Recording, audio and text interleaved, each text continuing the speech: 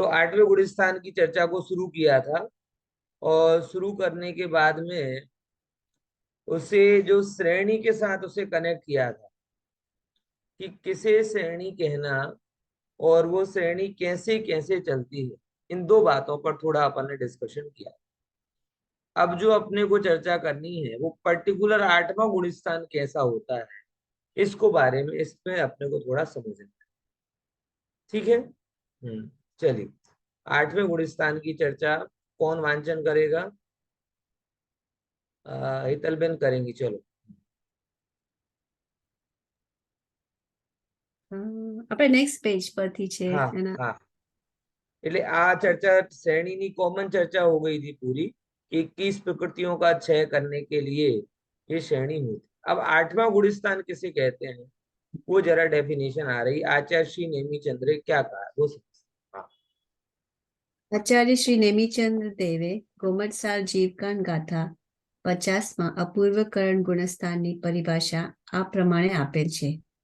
અધઃ પ્રવૃત્તકરણ સંબંધી અંતર્મુહૂર્ત કાળ પૂર્ણ કરી પ્રતિ સમય અનંત ગુણી શુદ્ધિને પ્રાપ્ત થયેલ પરિણામોને અપૂર્વકરણ ગુણસ્થાન કહે છે. આમાં અનુકૃષ્ટિ રચના થતી નથી. આ ગુણસ્થાનનું પૂરું નામ અપૂર્વકરણ પ્રવિષ્ટ શુદ્ધિ સંયત છે. ઉપરીમ સમયવર્તી જીવના પરિણામ અને નિમ્ન સમયવર્તી જીવના પરિણામોમાં સમાનતાનું હોવું તેને અનુકૃષ્ટિ કહે છે. એવી સમાનતા અપૂર્વકરણ ગુણસ્થાનમાં નથી થઈ શકતી, કારણ કે અપૂર્વકરણ ગુણસ્થાનમાં જીવના પ્રત્યેક સમયના પરિણામ પૂર્વ સમયની અપેક્ષાએ અપૂર્વ જ હોય છે. અર્થાત અહીં એક સમયના પરિણામોની સમાનતા બીજા સમયના પરિણામોની સાથે ક્યારેય હોય જ નથી શકતી. जो समझ आई इतनी बात? अब अपन चल रहे हैं, जैसे मैंने आखिरी क्लास में अगर आपको याद हो तो ये अपूर्वकरण गुणस्थान या श्रेणी मतलब रॉकेट लॉन्चर। रॉकेट लॉन्चर क्यों कह रहा हूं कि जैसे जो व्यक्ति रॉकेट लॉन्चर में बैठता है वो सीधे सीधे पृथ्वी के धरातल से पार चला जाता है, उसी प्रकार जो श्रेणी में बैठता है वो एक बार मोह के धरातल से बाहर चला जाता है। अब वो बात अलग है कि अगर वो उपशम श्रेणी वाला हो तो वापस भी आ जाता है, लेकिन छपक वाला हो तो वापस नहीं आता। तो यानी श्रेणी बहुत इंपॉर्टेंट है और मुक्ति को पाने का या मोह के अभाव का अंतिम प्रयास जैसा है। बराबर। इसके बाद में फिर प्रयास नहीं होता, फल होता है सीधे। तो ऐसा वो श्रेणी का समय है, और उसमें पहले गुणस्थान ऑफिशियली पहला, अनऑफिशियली अपन कह सकते हैं कि सातवें का सातिशय अप्रमत्त भी उसके अंदर आता है, लेकिन ऑफिशियली ये जो गुणस्थान है पहला गुणस्थान कहता है। इसको थोड़ा समझते हैं कि जैसे अपन ने लास्ट क्लास में चर्चा की थी कि 3 प्रकार के करण परिणाम होते हैं। कौन कौन से? अधाकरण, अपूर्वकरण और अनिवृत्तिकरण। अब तीनों को अगर अपन एक क्रम में समझें तो ऐसे समझ सकते हैं कि जहां पर क्या हो रहा है कि नीचे और ऊपर वाले परिणामों में समानता हो भी सकती है और नहीं भी, वो कहलाया क्या? अधाकरण। फिर आता है अपूर्वकरण। अपूर्वकरण किस प्रकार का कहलाता है? जहां जो अपना ये गुणस्थान है, आठवां गुणस्थान, ये अधाकरण कब हो गया था? सातिशय अप्रमत्त गुणस्थान। बराबर। सातिशय अप्रमत्त की दशा जब श्रेणी चढ़े थे तब अधाकरण हो गया था। अब ये सातवें से आगे आया, अपूर्वकरण में। तो अपूर्वकरण में क्या बात हुई? अपूर्वकरण में दो बात है। आठवां गुणस्थान श्रेणी का पहला, और दूसरे नंबर इसमें प्रति समय अपूर्व अपूर्व परिणाम होते, यानी ये एक प्रकार का नॉलेज फैक्टर नहीं है, एज फैक्टर है। नॉलेज फैक्टर और एज फैक्टर में आपको अंतर समझ में है? अदाकरण कैसा था? अदाकरण था नॉलेज फैक्टर के जैसा। मतलब कि कुछ लोग 20 साल की उम्र में भी 100 साल के जैसे बुद्धिमान हो जाते हैं, और कुछ 100 साल में होके भी बच्चों जैसे रहते हैं। बराबर। तो ये कोई एज और नॉलेज का कोई क्या कहते हैं, 100% कनेक्शन नहीं। बराबर ना? ख्याल में एज एंड नॉलेज इक्वल नहीं। किसी के लिए वो कम एज में ज्यादा नॉलेज, और किसी के लिए ज्यादा एज में भी कम नॉलेज हो सकता है। ठीक है। तो ऐसा ही वहां पर बोला, अदाकरण में क्या होता है, पूर्व समयवर्ती और पश्चिम समयवर्ती जीवों के परिणाम समान भी हो सकते हैं और असमान भी हो सकते हैं। ये हुआ कौन सा? अदाकरण। अपूर्वकरण नॉलेज फैक्टर नहीं है, वो एज फैक्टर। यानी जैसे कभी कभी ट्विंस होते ना, ट्विंस, अब वो ट्विंस में एक, जैसे हमारे सिलवानी में भी एक थे, शास्त्री थे, वो अपने ट्विंस ब्रदर से ओनली 3 मिनट छोटे थे। बराबर। तो वो 3 मिनट कभी भी इक्वल नहीं होंगे। वो 3 मिनट कम होने के कारण छोटे छोटे छोटे नाम से कहलाते। वो 3 मिनट बड़े होने के कारण एक बड़े, और 3 मिनट होने के कारण वो छोटे। अंतर कितना है? 3 मिनट। पॉइंट ख्याल में है कि नहीं है? तो ये जो अंतर बना कि भाई जो बड़ा हो गया सो बड़ा ही रहेगा, और जो छोटा हो गया वो छोटा ही रहेगा। सेम बात अपूर्व करण में होती है कि अपूर्व करण में जिसने एंट्री ले ली वो जीव आगे निकल गया तो आगे ही जाएगा, और जिसने एंट्री नहीं ली वो नहीं जा पाएगा। सिंपल गणित। तो आगे जाने वाला आगे ही रहेगा। जैसे जन्म के समय जिसने जन्म ले लिया तो वह बड़ा ही रहेगा, छोटा नहीं होगा, और जो छोटा है वो छोटा ही रहेगा, बड़ा नहीं। तो अपूर्व करण में कौन सा फैक्टर अप्लाइड हो रहा है? नॉलेज फैक्टर की एज फैक्टर? Age factor. कि बड़ा व्यक्ति बड़ा ही रहेगा और छोटा व्यक्ति छोटा ही रहेगा। इतनी बात क्लियर हुई?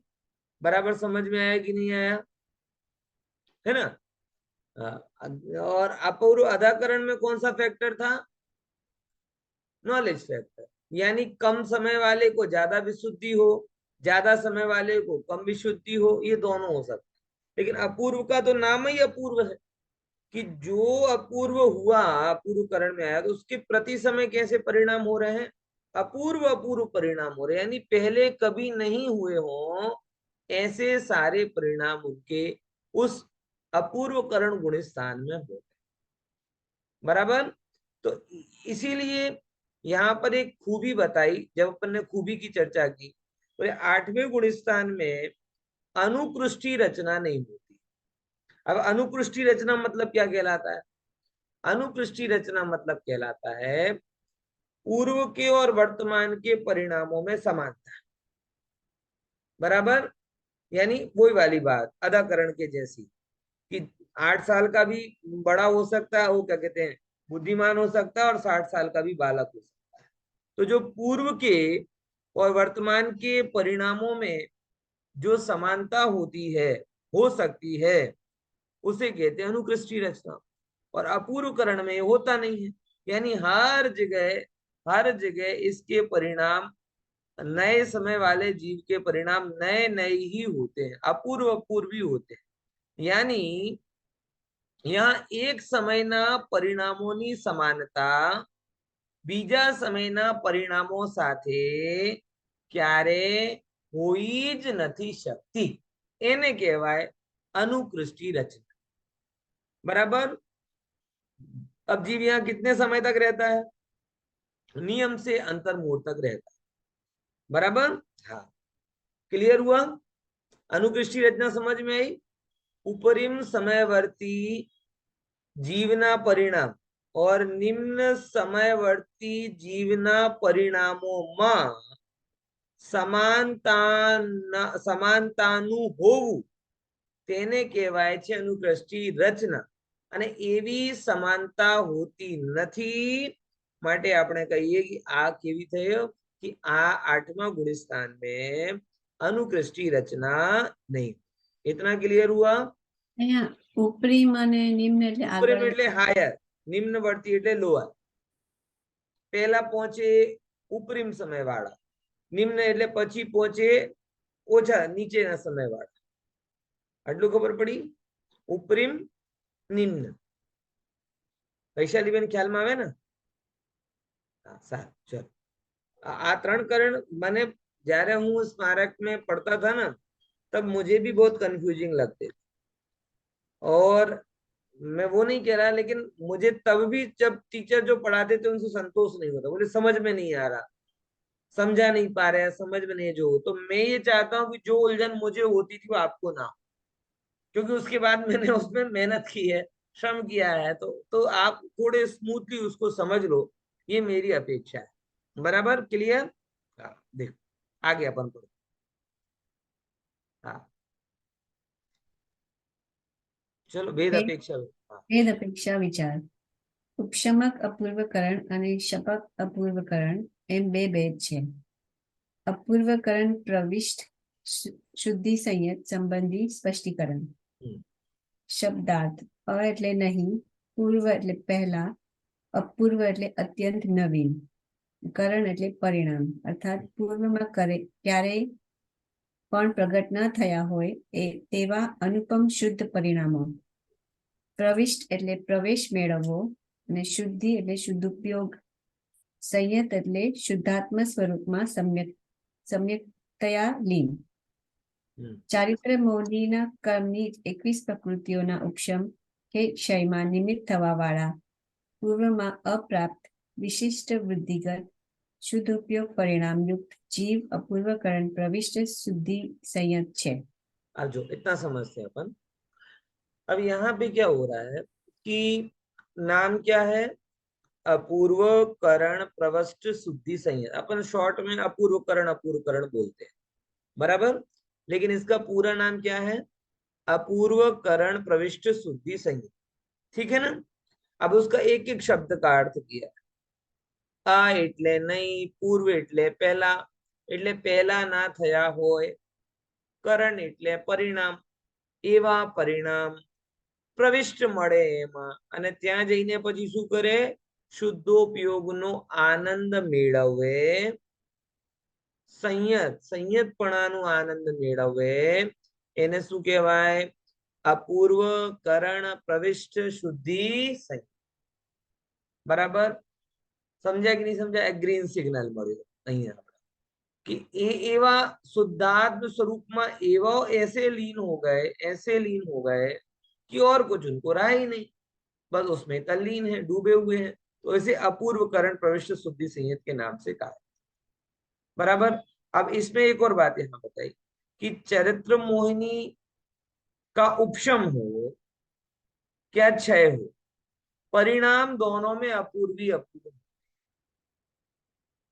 ऐसा नहीं है उपशम श्रेणी और छपक श्रेणी, इन दोनों का रिजल्ट जो अलग है, फ्यूचर अलग है, प्रेजेंट अलग नहीं। समझ में आ रहा है कि नहीं आ रहा? फ्यूचर अलग है, फ्यूचर अलग है कि छपक वाला तो 12वें में पहुंच जाएगा और उपशमक वाला वापिस आ जाएगा, लेकिन प्रेजेंट में अंतर नहीं।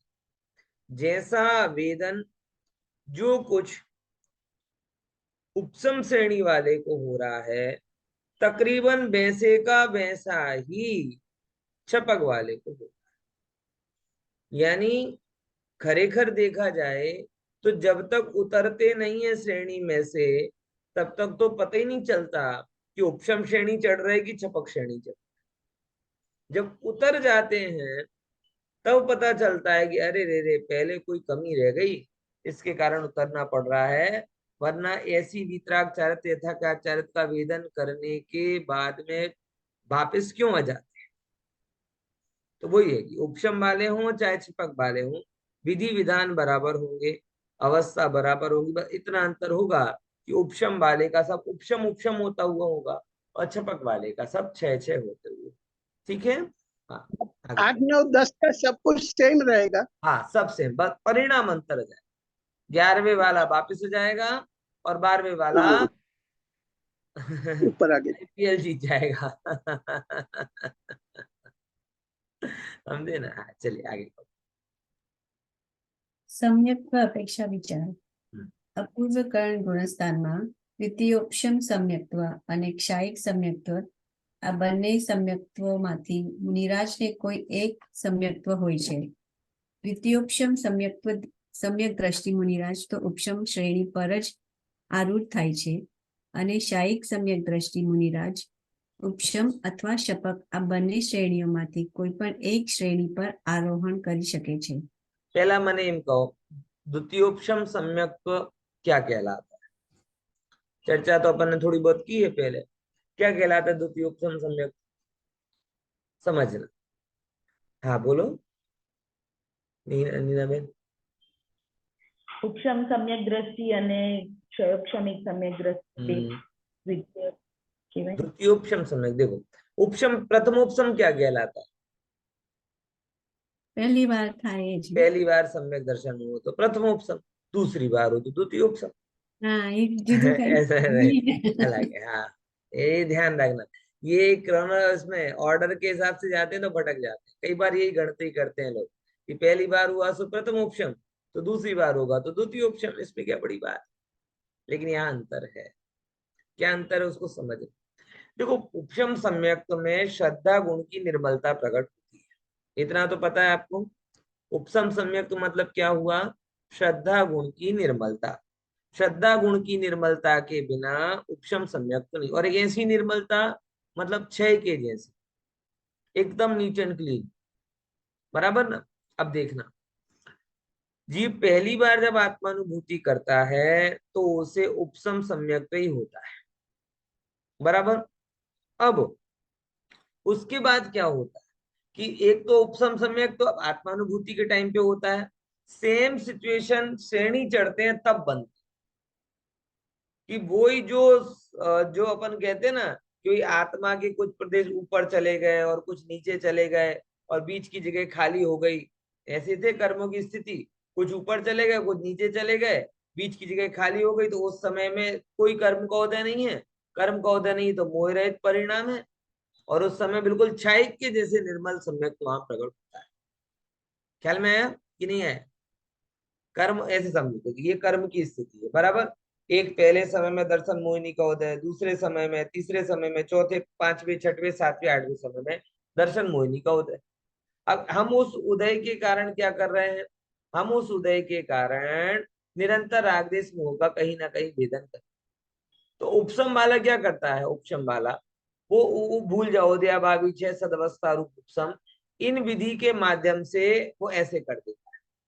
कुछ परिणाम ऊपर चले जाते हैं, कुछ नीचे चले जाते हैं। मैं उंगलियों को ऊपर नीचे नहीं घुमा सकता, इसलिए मैंने साइड में ले ली, लेकिन मोह की व्यवस्था ऊपर नीचे होती है।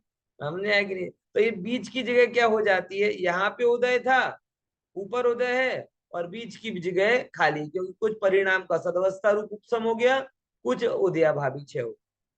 तो ये जो दशा है बीच की, इस दशा में कोई भी मोह का उदय नहीं है, और मोह का उदय नहीं है तो ये दशा कैसी हुई? खाली।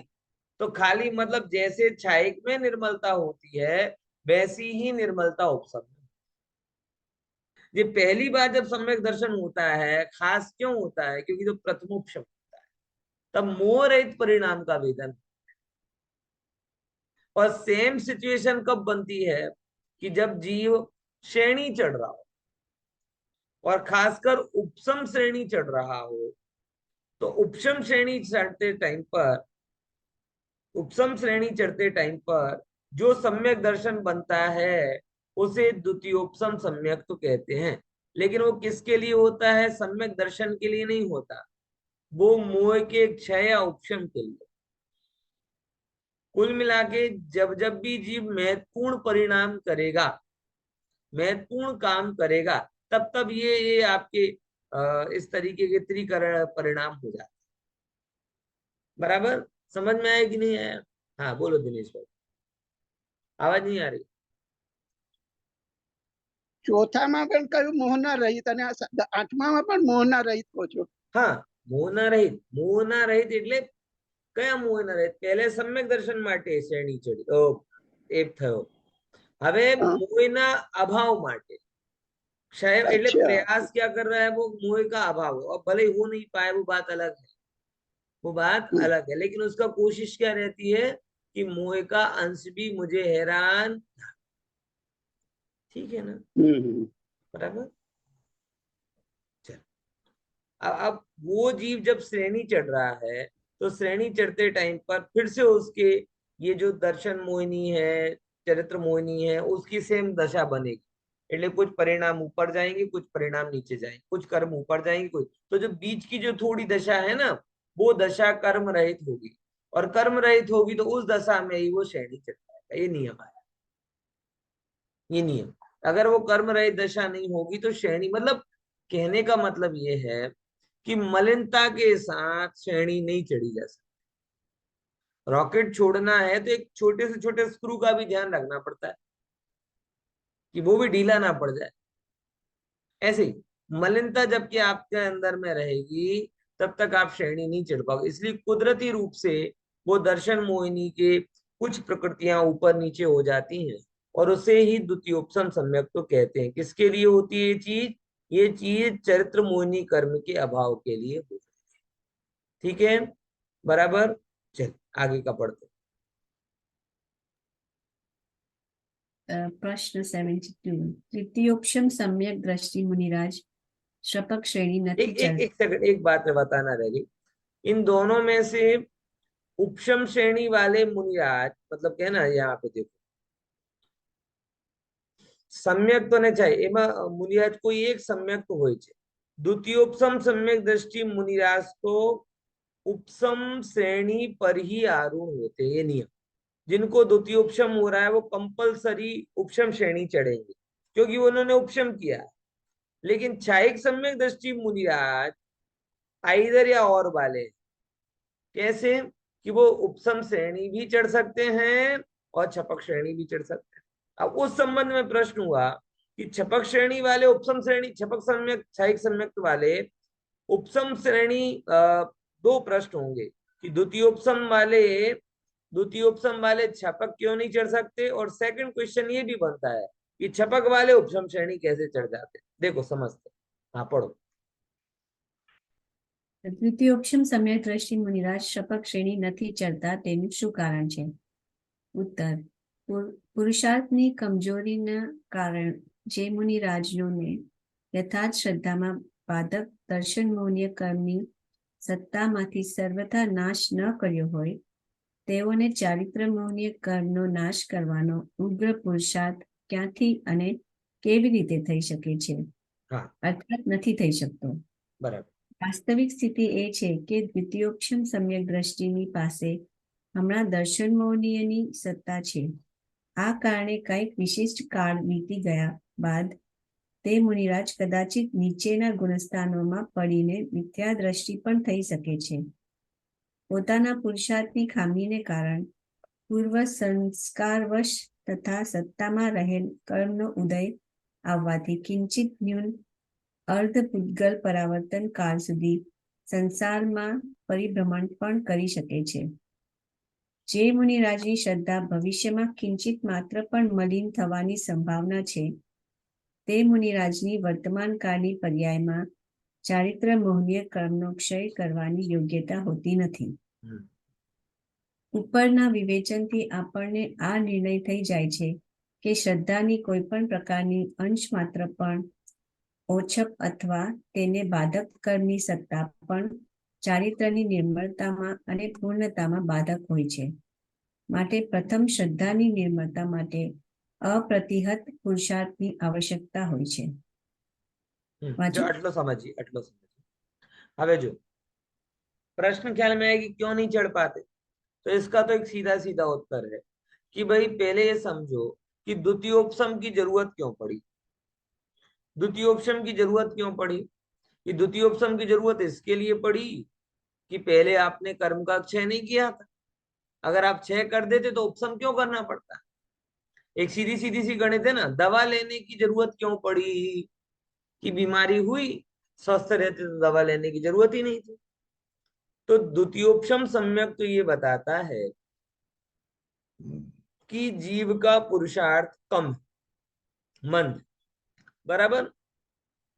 अब मुनिराज ने दर्शन मोहिनी कर्म की सत्ता का सर्वथा नाश ना किया हो, जिन्होंने, मतलब जिसे अपन कहे ना, जिसने एसएससी पास ना किया हो वो एचएससी कैसे पास कर लेगा?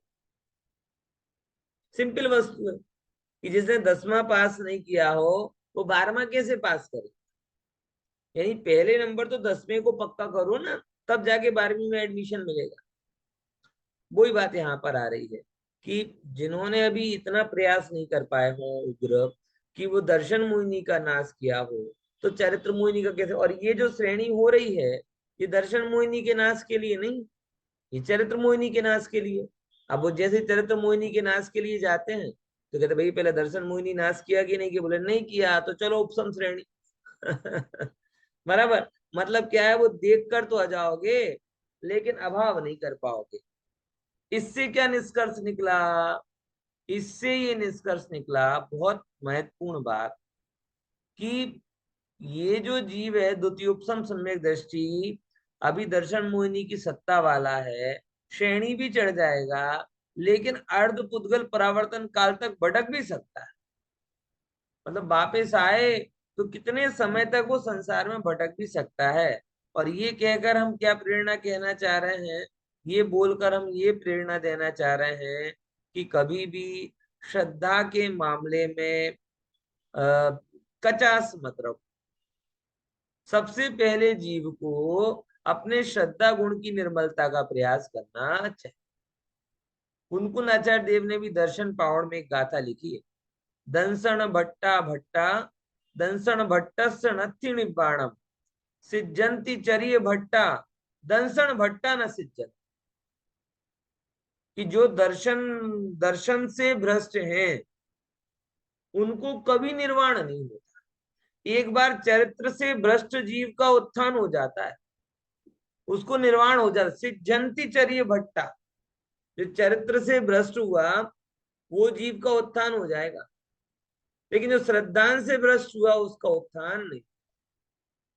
बराबर। माघनंदी मुनिराज, मुनिराज से ग्रस्त हो गए। विष्णु कुमार मुनिराज मुनिपना छोड़कर बामनिया का रूप, लेकिन दर्शन से नहीं चूके थे। राम जी चैत्र मुनि के उदय में कैसे व्याकुल हो रहे थे, मृत देव, लेकिन दर्शन से नहीं चूके थे। तो चरित्र का दोष था, अच्छा तगड़ा वाला दोष था, लेकिन मोक्ष को पा लिया। और सम्यक से चूक जाते तो पता नहीं कब मेरे पड़ता। समझे कि नहीं समझे? जिनके नाम मैंने लिए उनमें कितनी की वार्ता आपको पता है? हैं? कौन कौन का नाम लिया? राम जी के पता हो, विष्णु कुमार। विष्णु कुमार जी की पता है, बढ़िया। विष्णु कुमार माघनंदी पता जी है। की पता है? हाँ हाँ तो वो पता करो, मैंने अष्टपौर्णिमा कब रोका है? अष्टपौर्णिमा पढ़ो माघनंदी जी के बारे में, पढ़ना मुझे है कि नहीं है। बहुत सारे બહુ ऐसे વાર કીધું. हैं। વ્યાખ્યાનમાં બહુ વાર કીધી છે. હા, એ ખરેખર એ એટલા માટે સમજવા જરૂરી છે કે કેવો થાય થઈ શકે છે। અને ये सब मतलब पौराणिक नहीं है, ये इसी काल में हुए। माघनंदी मुनिराज गृहस्थ बन गए, एक कुमार की स्त्री पर मोहित हो गए, और कहा जंगल के मुनिराज, और कहा वो माटला बनाने बैठ गए, गृहस्थ जीवन में आ गए। बराबर। लेकिन बाद में श्रद्धांश से नहीं चूके, चरित्र से चूके, श्रद्धांश से नहीं चूके, तो बाद में क्या किया, पुनः दीक्षित हो गए और भव का उद्धार करने का पूरा पूरा प्रयास किया। बराबर। इसलिए इस बात की बहुत तत्व ज्ञान क्यों जरूरी है, इसकी सीधी सीधी जरूरत यही है कि ये जो आप सीख रहे हैं ना, ये मोह की मंदता का कारण बनता है, मोह के अभाव का कारण। बाकी जो अगर आप कोई बाहर की क्रिया करोगे तो कदाचित आघाती कर्म का बंधन भी हो जाएगा, आघाती का बंधन होगा, उसके कारण आपको बाहर की अनुकूलता भी मिलेगी, धन वैभव संपत्ति भी मिल सकती है। कुल मिला के देह से करोगे तो देह को फल मिलेगा, और ज्ञान से करोगे तो ज्ञान को फल मिलेगा। ये जो अपन तत्व ज्ञान कर रहे हैं ना, तत्व ज्ञान महत्वपूर्ण क्यों है? क्योंकि जीव करता है, और जीव करता है तो इसका फल किसको मिलता है? जीव को मिलता है। कैसे मिलता? मोह की मंदता और अभाव के। और बाहरी क्रिया को मैं इसीलिए कह रहा हूं कि ये किसके द्वारा हो रही है? देह के द्वारा। और देह के द्वारा हो रही है तो किया किसने? देह ने। तो कोई एक देह ये काम करती है तो किसी दूसरी देह को ये फल मिलता है। आए समझ में? इस शरीर ने अच्छे बाहर के काम किए, क्या मिलेगा? एक ऐसा कोई दूसरा शरीर मिलेगा जो वैक्रियक होगा, रूपवान होगा, बलवान होगा, संयोग मिलेंगे सारे के सारे। तो कुल मिला के दिनेश भाई क्या होगा कि शरीर की हुई चीजें शरीर की अनुकूल सामग्री दिलाकर चली जाएंगी। और ये जो आप काम कर रहे हो सब बहुत गहराई से सुनिए। ये काम आपको, मैं वही आपको कई बार कहता हूं कि आप शिखर जी की वंदना करो और 1 घंटे स्वाध्याय करो। जनरली लोगों को कौन किसकी महिमा आएगी? अरे शिखर जी माटे तो कितनो सरल। अब वो उसे ही पता होना चाहिए कि मैंने शिखर जी की वंदना में कितना क्या किया, कैसे की।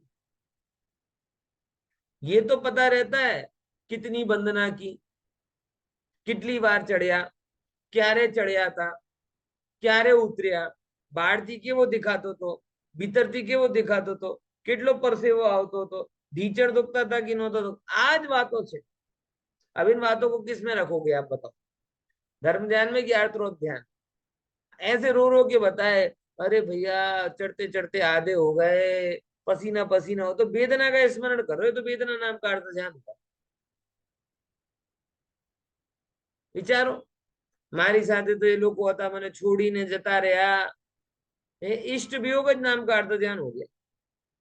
केवा केवा लोगों साथे यात्रा करता, अनिष्ट संयोग नाम का। आप बताओ, अब कहने के लिए लगेगा कि 16 घंटे तक 2 बजे चढ़े, 2-3 बजे से चढ़ना चालू करता है ना, जनरली 4 बजे तक लौट के आए, तो कितने कितने घंटे जर्नी रही उसकी?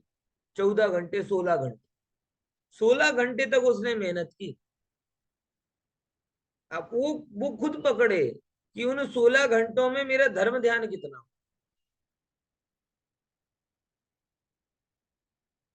अब ये जो हम स्वाध्याय, अब लोगों को नहीं समझ में आती। अगर हम ये कहते ना कि नहीं नहीं 1 घंटा स्वाध्याय कई बार कई परिस्थिति में आपकी कई यात्राओं से बेहतर हो सकता है। सापेक्ष कथन है, अनिवार्य नहीं। कोई कोई यात्रा भी वैसे भाव से करते हैं, वो बात अलग। जनरल बात कह रहे, मैं कोई जनरलाइज नहीं करना चाहता, एक एक कॉमन बात कह रहे। तो लोगों को भरोसा नहीं है, हम पसीने पसीने हो गए और हमारी यात्रा कोई नहीं, और तुम बड़े आराम से बैठे हो 1 घंटे बोल बोल कर रहे हो, और उससे ज्यादा पुण्य हो गया, ज्यादा महान हो गए। तुम तो जो जो काम करते हो उसकी बड़ाई करोगे। मतलब लोग उसको बायस एंगल मान लेते। तत्व ज्ञान महान आप इसलिए कह रहे हो क्योंकि आप स्वाध्याय करते हो। उनकी ये अप्रोच हो जाती है कि तुम स्वाध्याय करते हो इसलिए स्वाध्याय को महान कहते हो। देखो भैया, हम ऐसा नहीं कहना चाहते। हम स्वाध्याय करते हैं इसीलिए स्वाध्याय महान है, ये बात सही नहीं है। स्वाध्याय महान है इसीलिए हम स्वाध्याय करते हैं, ये बात सही है। कारण विचारो कि ये जो ज्ञान से आप काम कर रहे हो, मोह की मंदता के लिए प्रयास कर रहे हो, अब इसका फल क्या मिलेगा? बोले इसका फल आपके लिए आत्मा से किया ना तो आत्मा की हित की चीजें मिलेगी। मतलब कैसा? कि आपका ज्ञान निर्मल होगा, आपके अंदर में मोह की मंदता आएगी, आपके परिणामों में स्थिरता आएगी, आपकी शक्ति का विकास होगा। तो आत्मा के द्वारा किए गए कर्मों का फल आत्मा को, मतलब घाती में फर्क पड़ता है, और शरीर आदि के द्वारा की गई चीजों का फल शरीर को मिलता है, मतलब अघाती में फर्क पड़ता है। अब आप समझ लो कि संसार का भाव किससे होगा? घाती अघाती की आत्मा से है। इसीलिए यहाँ ये बात कही जा रही है कि श्रद्धा में कचास नहीं रखना। जितनी मेहनत बने, एक शब्द भी व्यर्थ मत जाने देना, एक समय भी व्यर्थ मत जाने देना। हर समय देह और आत्मा की भिन्नता को ऐसे घोंट कर पीना कि कोई मजबूरी में आप कर रहे हो धर्म ध्यान, ऐसा भाव ना। अब ठीक है, आज कोई काम नहीं था, बराबर, कोई काम कर घर में भी कुछ, चलो स्वाध्याय कर ले, बाकी काम होगा तो रख देते। ये जो अप्रोच है ना सेकेंडरी रख, ऐसा मत करो। ये आत्मा की अरुचि को बताता है। हमें मोह के अभाव करने के लिए प्रबल रुचि चाहिए, प्रबल पुरुषार्थ चाहिए, सब्स्टिट्यूट नहीं चलेगा, इम्पैक्ट चाहिए। बराबर ना? चलो पढ़ो, आगे पढ़ो। શ્રદ્ધાની શાયીકૃત પરિપૂર્ણ નિર્મળ દશા પ્રગટ થયા પછી જ ચારિત્રની પૂર્ણતા કરવાનો પુરુષાર્થ જાગૃત થાય છે. ચારિત્ર અર્થાત સર્વોત્કૃષ્ટ ધર્મ મુક્તિની પ્રાપ્તિના સાક્ષાત કારણરૂપ ધર્મ પ્રગટ કરવા માટે અથવા વિશેષ વિકસિત કરવા માટે અથવા પૂર્ણ કરવા માટે સર્વપ્રથમ ધર્મનું મૂળ જે સમ્યક દર્શન છે તે શાયીકૃત હોવું જ જોઈએ એવો સર્વથા નિયમ છે. માટે દ્વિતીયોપમ સમ્યક્ત્વી મુનિરાજની શપક શ્રેણી ચડવાની વર્તમાન કાળમાં યોગ્યતા નથી હોતી. દર્શન મોહનીય કર્મનો પૂર્ણ નાશ થવા પર જ ચારિત્ર મોહનીય કર્મનો નાશ થવાનો ક્રમ છે. સર્વજ્ઞ ભગવંતોએ કેવળ જ્ઞાનથી જેને જાણ્યું છે, પરંપરાથી પ્રાપ્ત તે જ જ્ઞાનને દિગંબર મુનિરાજોએ शास्त्रमा लिपिबद्ध करेल छे. अब यहाँ पे क्या बात, ये बात समझ में आई ना? बात बड़ी सरल सी है कि जो अपन ने की कि पहले सम्यक की निर्मलता के लिए प्रयास करें, फिर चारित्र की निर्मलता के लिए, ये क्रम है। अपन ने पहले बोला ना, पहले एसएससी करे, फिर एचएससी करे, फिर कॉलेज करे। अब लोग ऐसे उतावले हैं, उन्हें कॉलेज पहले करना है और प्राइमरी पढ़ना है, क्योंकि उनको सुना है नौकरी तो कॉलेज से मिलती है, प्राइमरी की डिग्री से थोड़ी नौकरी नहीं मिलेगी। लेकिन भले मानस, प्राइमरी बगैर कॉलेज कैसे होगा? एटीकेटी नहीं चलती है क्या उसमें? यहाँ तो अप्लाई नहीं कर रहे, एटीकेटी कहाँ से चलेगी? अप्लाई करे, थोड़े बहुत नंबर आए तो फिर धक्का वो हो जाए। एटीकेटी मतलब वही कहलाए ना, डबल सप्लीमेंट्री परीक्षा, पूरक परीक्षा है ना, उसे एटीकेटी बोलते ना गुजरात में।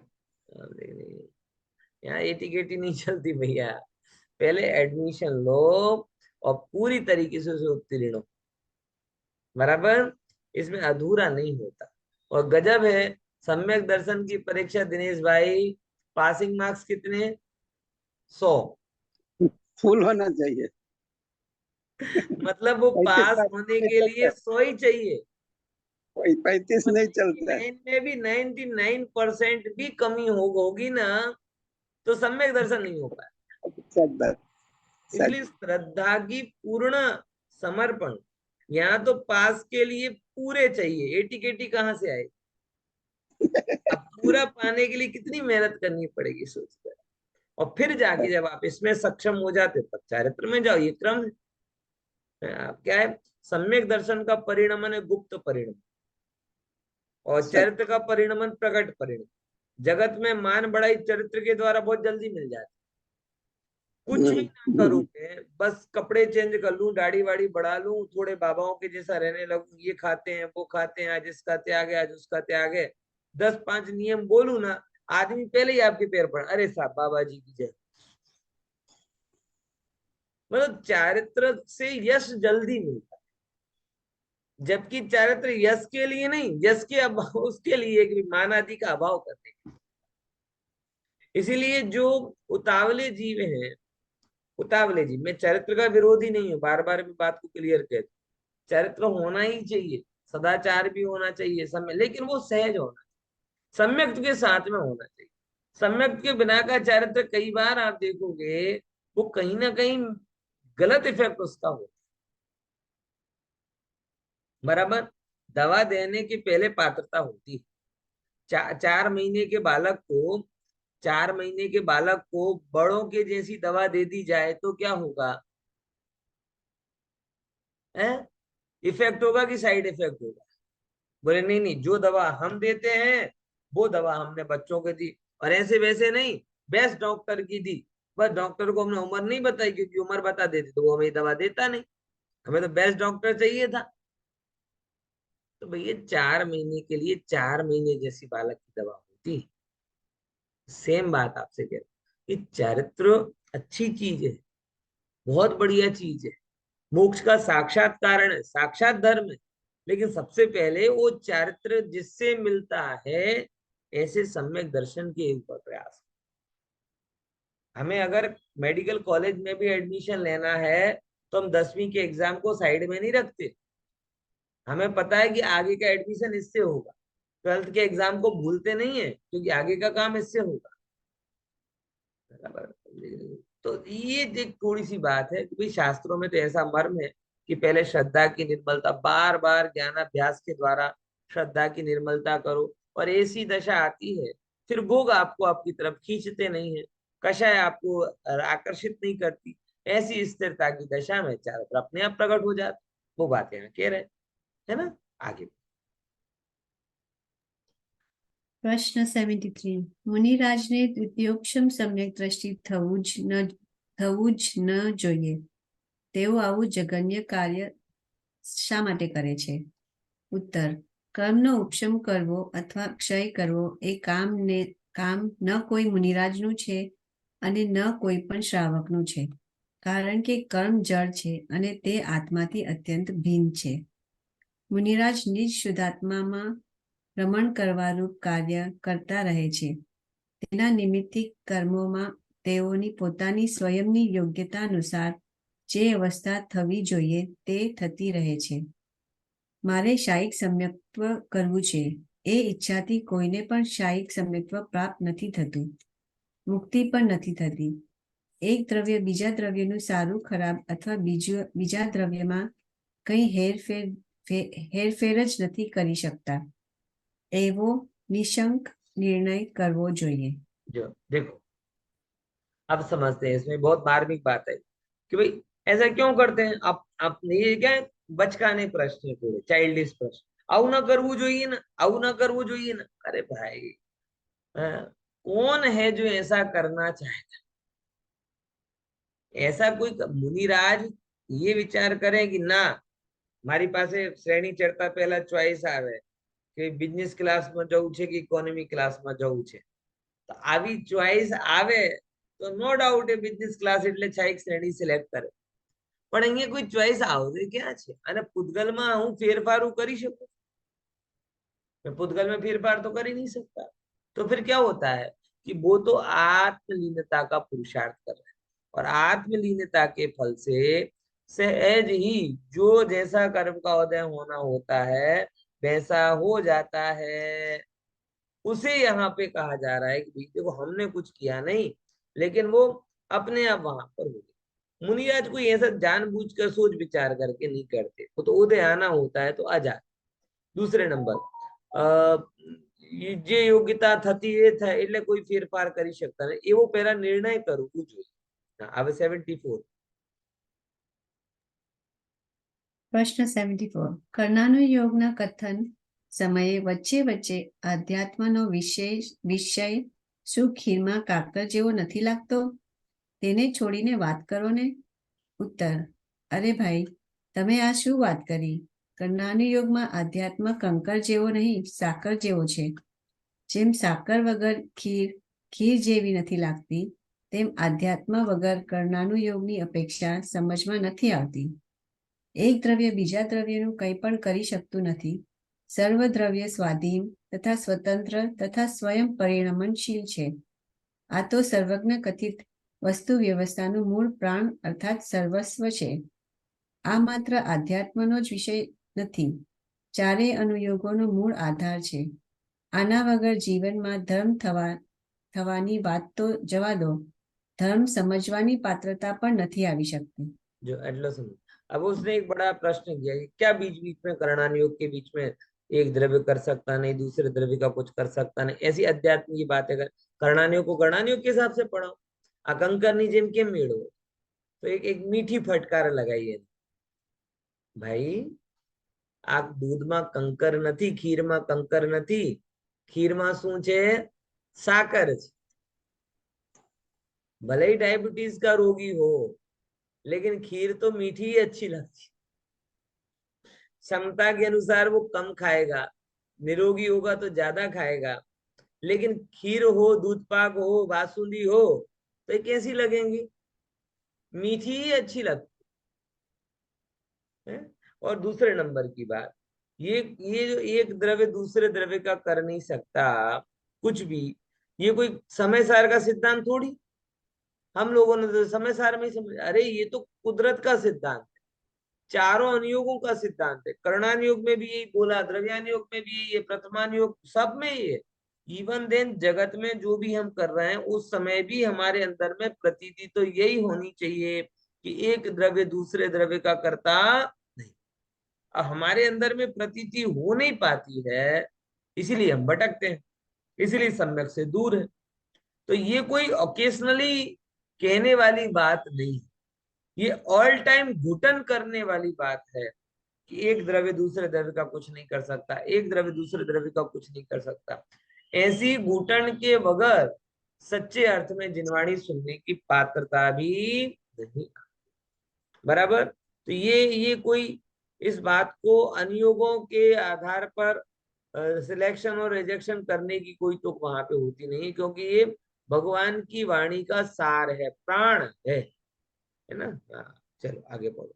लेकिन क्या होता है कि करुणानुयोग सिखाते हैं ना, तभी ये द्रव्यानुयोग के बाद बाजू पे रखते, देखो कर्म रखड़ाता है, ये हाँ, बात यही तो बात है ना, यही तो देते हैं। यशपाल जी की खूबी रही। डॉक्टर साहब सच ने बात कई है। बार ये बात बोला कि ये अन्ना जी यशपाल जी के, जिन्होंने गुणस्थान विचय की, कि हाँ जी। पूरे मतलब अध्यात्म के साथ गुणस्थान पढ़ाने वाले ये उस समय हाँ एकमात्र ही थे। हाँ, नहीं मिलते हैं। बाकी जो गुणस्थान पढ़ाते उन्हें अध्यात्म नहीं आता, और जो अध्यात्म हाँ कराते थे वो उनको गुणस्थान लगता है ये तो अरुचिकर है, ये तो अप्रयोजन भूत है, नहीं ऐसा है। तो मतलब दोनों के बीच में गैप हो गया। तो यशपाल हाँ, जी ने ये वो पूरे मोर्चा संभाला, और की बात है। वर्षों तक हाँ, उन्होंने एक ही विषय सच पढ़ा है, बात। गुणस्थान गुणस्थान गुणस्थान है। और हम्म, उनका टाइम भी फिक्स होता था, शाम को भोजन के बाद और भक्ति के पहले। अच्छा। हाँ हाँ हाँ। वर्षों तक किसी भी शिविर में रहे हों, ये जो 6:30 और 7:30 का टाइम है अन्ना जी के लिए फिक्स होता था। कोई हम्म, भी शिविर में अगर ये क्लास चलती थी तो वो यशपाल जी थे। वर्षों तक उनने ये काम किया, और एक बहुत बड़ा काम वो मुमुक्षु समाज के लिए सच करके गए, कि सच अपना बात है, पूरा सच। निचोड़ इस पुस्तक में देके गए, जिसमें अध्यात्म के साथ में करणान योग को पढ़ाया गया।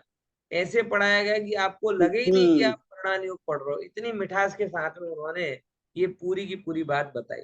बराबर। बाकी तो भटकाए लटकाए अथड़ाए ऐसी बातें चलती, कर्म को आप ऐसा लगो कि जैसे खलनायक हो गया वो कर्म और मैं बस नायक। बस बस बस, ये बात यहाँ पर सच बात, आगे। सच बात। પ્રશ્ન 75 આપે ઉપર પ્રશ્ન નંબર 73 માં કહ્યું કે કર્મોની પોતપોતાની યોગ્યતા અનુસાર ઉપશમાદિક કાર્ય થાય છે. આનો અર્થ શું છે? ઉત્તર: પૂતગલમય જ્ઞાનાવરણ આદિ આઠેય કર્મમાં અચેતનપણું સમાન હોવા છતાં પરિણમન સ્વભાવને કારણ પ્રત્યેક કર્મની પરિણમન કરવાની પોતપોતાની સ્વતંત્ર યોગ્યતા હોય છે. વિશેષ સ્પષ્ટીકરણ આ પ્રકારે છે. પહેલું, ક્ષયોપશમ તો માત્ર જ્ઞાનાવરણ, રચનાવરણ, મોહનીય અને અંતરાય આ ચાર ઘાતી કર્મોમાં જ થાય છે, અન્ય ચાર અઘાતી કર્મોમાં નહીં. તથા જ્ઞાનાવરણ, રચનાવરણ તથા અંતરાય આ ત્રણેય કર્મોનો ક્ષયોપશમ અનાદિથી નિગોદના જીવોમાં પણ નિયમથી જોવામાં આવે છે. अब जो समझिए, कर्मनी प्रश्न था कि भाई ये जो बातें आपने कही कि कर्म की जो उपशम आदि की अवस्था है वो अपने आप होती, तो इनमें क्या है भाई, उपशम आदि का मतलब क्या है? तो वहां खुलासा किया कि देखो, पुद्गल ज्ञानावरणादि आठे कर्मों में एक तो समानता है, किसकी? अचेतनपन। फिर भी सबकी अपनी अपनी खूबी है। जैसे क्षयोपशम, अब वो क्षयोपशम मतलब जो आपको पता है वही, कि कुछ हिस्सा प्रकट होना और कुछ हिस्सा अप्रकट है। अब ये कहाँ कहाँ होगा? ज्ञानावरणी कर्म में होगा, दर्शनावरणी में होगा, मोहिनी और अंतराय, चारों घाती कर्मों में होता है, और चार अघाती कर्मों में नहीं। हूँ फर्ज करो आपको एक एक सिचुएशन रखता हूँ कि आयु कर्म में ज्ञानावरणी में क्षयोपशम हुआ, तो आपको कुछ पता चला और कुछ पता नहीं चला, है ना। आयु कर्म में क्षोभसम हो जाएगा तो क्या हो? सोचो। પોસિબલ જ નથી ને. ના ના, તો આ થાય તો શું થશે? ઇફેક્ટ શું આવશે? અધમરા એટલે અડધા આત્માના પ્રદેશ આમાં છે ને અડધા બહાર. નામ કર્મમાં થાય તો શું થશે? અડધા હિસ્સો શરીર રહિત થઈ ગયો ને અડધો હિસ્સો શરીર સહિત. એટલે કેવી રીતે સિચ્યુએશન બનશે? તમે વિચાર કરો. यानी 8 के 8 कर्म हैं, लेकिन 8 कर्मों में मात्र घाती में ही क्षोभ संपन्न होता है, अघाती में क्षोभ संपन्न नहीं होता। अगर अघाती में क्षोभ संपन्न हो जाए तो बहुत बड़ी समस्या होती है। समझ में आएगी नहीं आएगी बात? ख्याल में है? तो इसीलिए यहाँ पर बोला है कि भाई घाती में ही होता। अब ये ऐसा क्यों है? बोले है तो है। ये तो वही बात हो गई कि कैक्टस में कांटे क्यों हैं, गुलाब में खुशबू क्यों है? भाई स्वभाव में हम क्या तर्क है? वो कांटा वाला है इसीलिए उसे कैक्टस कहा जाता है, ये खुशबू वाला है इसलिए उसे गुलाब कहा जाता है। बराबर की नहीं? ऐसी बात। एक ये बात बताइए क्षोभसम। आगे पढ़ो। બીજું, અંતરકરણ રૂપ પ્રશસ્ત ઉપશમ અનંતાનુબંધીને છોડીને દર્શન મૌલ્ય તથા ચારિત્ર મૌલ્યના કર્મમાં જ થાય છે, અન્ય સાથે કર્મમાં નહીં. अब देखो ये भी कितनी गजब बात है। प्रशस्त उपशम, वो अनंतानुबंधी को छोड़कर, क्योंकि अनंतानुबंधी की तो भी संयोजना हो जाती है, तो अनंतानुबंधी को छोड़कर दर्शन मोहिनी और चैत्र मोहिनी कर्म ही होता है और कर्मों में नहीं होता। क्यों? ऐसे ही है स्वरूप। अंतःकरण मतलब प्रशस्त उपशम जिसे अपन बोलते हैं। अब अनंतानुबंधी भी संयोजित हो जाता है और बाकी जो कर्म है वो दब जाते हैं। अब यही बात यहाँ पे कह रहे कि भाई ऐसा क्यों होता? बोले इस प्रकार की खूबी होने की ताकत इसी कर्म में और में नहीं। लौकिक में कहते हैं ना कि भाई धातु तो सब है बराबर, लेकिन आप जब वर्क बनाते हो तो चांदी और सोने की क्यों बनाते हो? क्यों बनाते हो? कोई दूसरी के बना लो। और कंप्यूटर धातु तो कीमती भी है, तो कंप्यूटर की चिप में आप अगर बहुत पैसे वाले तो गोल्ड चिप लगवा लो, सिलिकॉन की चिप क्यों लगवा दो? वायर लोहे के लगवा लो, कॉपर की क्यों लगवाते? मतलब समझ रहे ना, सारे के सारे मेटल है, सारे के सारे मेटल है, लेकिन सबकी अपनी अपनी खूबी है कि नहीं है? समझना, सोने और चांदी में एक इलेक्ट्रिसिटी नाम का गुण है, तन्यता, खिंचाव। तो खिंच सकता है, खिंच खिंच कर पतला हो, इसीलिए उसका वर्क बनाया जाता है। सिलिकॉन में अलग खूबी। अब आप सिलिकॉन का अल्टरनेट गोल्ड भी नहीं ला सकते साहब, वो पैसे की बात है ही नहीं। बोले हम तो पैसे वाले आदमी, हम तो गोल्ड चिप लगवाएंगे। गोल्ड चिप पहन सकते हो आप, तो कंप्यूटर तो सिलिकॉन की चिप से ही चलेगा। लोहे के वायर नहीं चाहिए, कॉपर के ही वायर चलेंगे। यानी इतना तो आपको पता चला ना कि हर चीज के अपने अपने गुणधर्म होते हैं। जैसे मेटल में होता है वैसे कर्मों में भी होता है। तो वही बात यहाँ बता रही, अप्रशस्त उपशम ये मात्र 3 अनंतानुबंधी को छोड़कर रिमेनिंग मोहिनी कर्म की प्रकृतियों में होता है और किसी में नहीं होता। आगे पढ़िए। ત્રીજું, સદવસ્તા રૂપ કે અપ્રશસ્ત ઉપશમ માત્ર ચારે ઘાતી કર્મમાં જ થાય છે, અન્ય ચારે અઘાતી કર્મમાં નહીં. સદઅવસ્થા રૂપ પડ્યા રહેવું એ ઘાતીમાં થાય, અઘાતીમાં નથી થતો। આગળ ચોથું, વિસંયોજના માત્ર અનંતાનુબંધી કશાયોની થાય છે, અન્ય કોઈ પણ કર્મોમાં કે અપ્રત્યાખ્યાનવર્ણ આદि કશાયોની પણ નથી થતી. हाँ देखो ये भी गजब बात है। अनंतानुबंधी कोई ऐसा होता है कि वो और में मिल जाती, बाकी दूसरी को भी संयोजन नहीं बोला। बराबर। अब ऐसा क्यों होता है, क्या होता है, इसका विस्तार आपको जानना है तो धवला पढ़ो।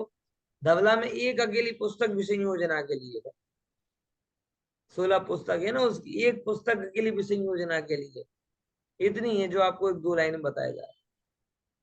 हाँ आगे। પાંચમું, સંક્રમણ પણ બધા કર્મોમાં નથી થતું, જેમ કે આયુ કર્મના ચારે ભેદનું પરસ્પરમાં સંક્રમણ નથી થતું. દર્શન મૌન્ય અને ચારિત્ર મૌન્યમાં પણ પરસ્પર સંક્રમણ નથી થતું. મૂળ કર્મોમાં સંક્રમણ નથી થતું. સજાતીય પ્રકૃતિના ઉત્તર ભેદોમાં સંક્રમણ થાય છે, જેમ કે સાતાનું અસાતા વેદનીયમાં, મિથ્યાત્વનું મિશ્રમાં અને મિશ્રનું સમ્યક્ત્વ પ્રકૃતિમાં. અનંતાનું બંધિત ચારે કષાયોનું પાર કષાય અને નવ કષાયોમાં અપ્રત્યાખ્યાનાવરણ તથા પ્રત્યાખ્યાનાવરણ કષાયોનું અન્ય કષાયનો કષાયોમાં આદि. आटलो समझिए। ये भी बात बोली कि संक्रमण भी सब में नहीं होता, आयु कर्म की इंटर प्रकृतियों में नहीं होता, और दर्शन मोहिनी चरित्र मोहिनी में नहीं होता, लेकिन बाकी की उत्तर प्रकृतियों में हो जाता है। जैसे साता साता में बदल जाती है, बराबर। अब उसमें भी केवल चारे कषायों 12 कषाय 9 कषाय में इनका अलग अलग इन सब में उत्तर भेदों में संक्रमण हो जाता है। ऐसी यहाँ पे बात बताई। अब देखो, अब और क्या खूबी बताई कर्मों की, बहुत सारी है, कितनी बहुत सारी है। चलो एक दो और पढ़ लो, बाकी मैं सोच रहा पूरी हो जाएंगी, पूरी तो नहीं हो पाई। यहाँ चलो। છઠ્ઠું, આયુ કર્મને છોડી જ્ઞાનાવરણ આદિ સાતે કર્મોનો નિરંતર બંધ થાય છે. કદાચિત કોઈને એક અંતર્મુહૂર્ત કાળ સુધી આઠેય કર્મોનો પણ બંધ થાય છે. जो एक एक वस्तु समझो कि अब गजब है, ये सब प्रकृतियां हैं, लेकिन उसमें आयु कर्म थोड़ी अलग ही चलती है। वो कहते हैं नहीं नहीं, जब तक त्रिभाग नहीं आएगा तब तक हम नहीं करेंगे। वो त्रिभाग की रात बाकी कर्म है कि भाई ठीक है भैया हम आते रहेंगे, कोई बात नहीं, लेकिन आयु कर्म हम एक ही बार आएंगे, और एक बार आएंगे तो ऐसे आएंगे कि फिर अगले भाव तक आपके साथ में रहे। अब ऐसा क्यों? आप एक सोचो, एक हमेशा कभी रिवर्स सोचा करो, बड़ा उसे पक्का सिद्धांत होता है। अगर सोचो कि आयु कर्म हमेशा बंधे तो क्या प्रॉब्लम? ना बहुत महत्वपूर्ण सत्य ख्याल में आएंगे। क्या होगा? विचार करो, तब तो पक्का ऐसे होता है विचारने से। પેલું સિમ્પલ ઇન્ટરેસ્ટની બદલે કમ્પાઉન્ડ ઇન્ટરેસ્ટની જેમ થઈ જાય ને. हाँ बराबर। बीजू बीजू कोई ने कह रहा है, विचार करो कि आयु हमेशा बंधे तो शू थाय? તમે એમ વિચાર કરો, દેશમાં પ્રત્યેક દિવસ ચુનાવ હોય તો શું થાય? हर दिन चुनाव, हर दिन चुनाव, हर दिन चुनाव, हर दिन एग्जाम हो तो क्या हो? और दूसरे नंबर की बात, हर दिन अगर हर समय आयु बंधेगी तो नई आयु बंधेगी कि पुरानी आयु बंधेगी? तो पुरानी बंध रही है तो मतलब नहीं, और नहीं बंध रही है तो फिर कितने भवों की आयु एक साथ बन जाएगी? आप सोचो सर, कितने भव एक साथ? फिर तो ऐसा है कि आप अनंत काल तक फ्री नहीं हो पाओ, एक भाव में इतने कर्म बांध लोगे। ख्याल में आया? खैर चिंता करने की कोई जरूरत नहीं है, प्रकृति आपके ऊपर कभी इतनी उदार नहीं होगी और इतनी क्रुद्ध भी नहीं होगी, अभिशाप भी नहीं देगी कि तू निरंतर आयु कर्म बांधता जा। निरंतर तो मरण कर सकते हो निगोद में जाकर, लेकिन आयु तो एक ही भाव की बनती। तो ये कुदरती उसकी ऐसी व्यवस्था है जो एक ही बार बनती है, लेकिन अगले भाव तक की व्यवस्था पूरी वहां, और ऐसी होगी बंद के फिर वो आपको भुगत नहीं पड़ती, नष्ट नहीं होती। अगर या तो आयु कर्म का नाश करो, नहीं तो वो आपको भोगना ही पड़ेगा। बराबर। तो ये हर एक कर्म की खूबी है, उनमें से कुछ खूबियों की चर्चा की विशेष अपन कल करें। जय जिनेंद्र। जय जिनेंद्र।